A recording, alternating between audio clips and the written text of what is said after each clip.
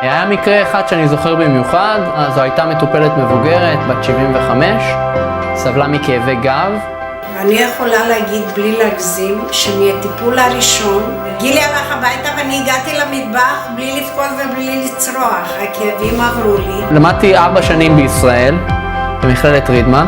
בתום לימודיי קיבלתי מלגת הצטיינות מטעם שגרירות סין בישראל. בשנה הזאת התמחיתי בבייג'ין, צברתי הרבה מאוד ניסיון קליני. עיקר ההתמחות שלי הייתה רפואת כאב ואורתופדיה, רפואת נשים ורפואה פנימית. בשום רופא שטיפלתי לא היה לו מה לעשות חוץ מניתוח. וגילי הגיע, אז הוא עשה לי כמה טיפולים, והכאבים ממש היו הרבה פחות. הגעתי למרפאה כדי לרדת במשקל, תוך כמה טיפולים הרגשתי שינוי משמעותי. כל הדברים שהפריעו לי נעלמו, החל מהתיאבון שפחת או הרצון לאכול מתוק כל יום אחרי צהריים.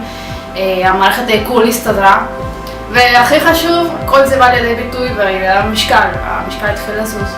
בבעיות כאב בדרך כלל הציפייה שמטופל מגיע עם כאב ובסוף הטיפול הכאב ירד בצורה משמעותית. לאחר טיפול אחד לא חזרתי חודש, הכאבים נעלמו לגמרי, אני הייתי ממש מופתע. אחרי טיפול אחד והרגשתי הקלה משמעותית, יכלתי לישון לילה שלם.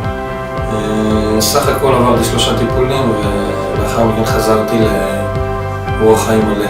הגעתי לגיל אחרי שעברתי אצל אורתופדים, צילומים, עניינים, כמובן שאף אחד לא יכולה לעזור לי בשום דבר.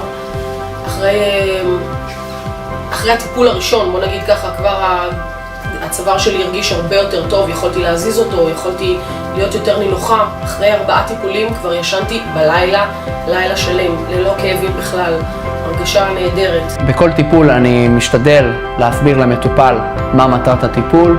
תיאום ציפיות נעשה לכל אורך הדרך, כדי שהמטופל יבין איפה הוא נמצא, מה תהליך ההתקדמות של המחלה.